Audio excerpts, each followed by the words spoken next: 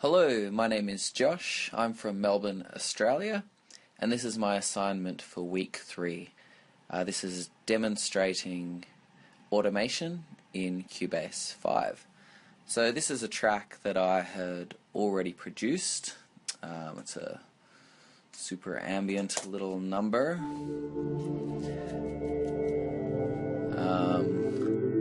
Lots of little things going on, lots of little layers. And I've used automation in a few different ways in this project. So the first one we're going to show is volume automation. Now, most of the time when I'm using Cubase 5, I automate via the drawing tool. So you can see that here.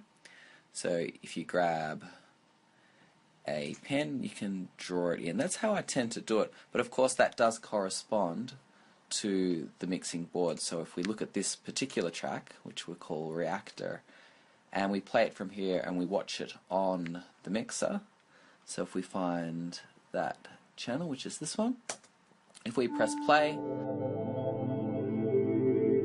we'll see that the automation is shown on the mixer as well.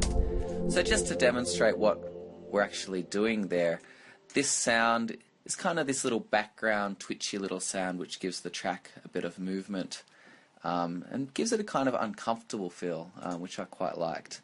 So over the course of the track you can see I've got it coming in and out. So just to demonstrate that, if we listen to what the sound is here,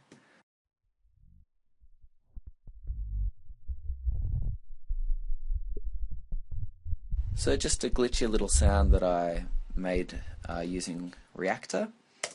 And in the context of the track, it's certainly not at the forefront, but it does give it a bit of detail that I think is interesting. So if we listen to that section,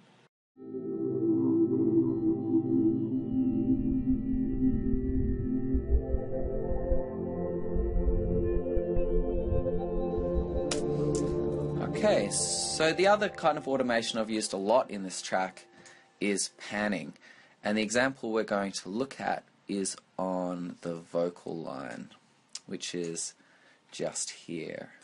Now there isn't a lot of vocals in that, and they're pretty background, so if we listen to that in the mix, just this little grab here,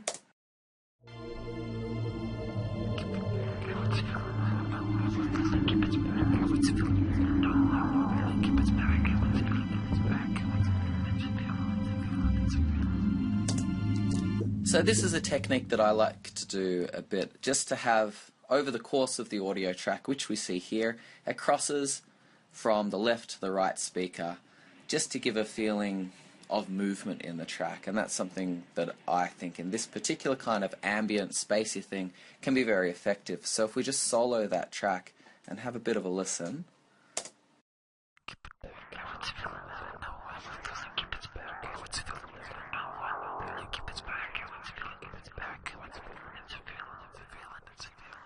And again, in the context of the track, it's obviously highly affected. We've got some cool stuff going on with that.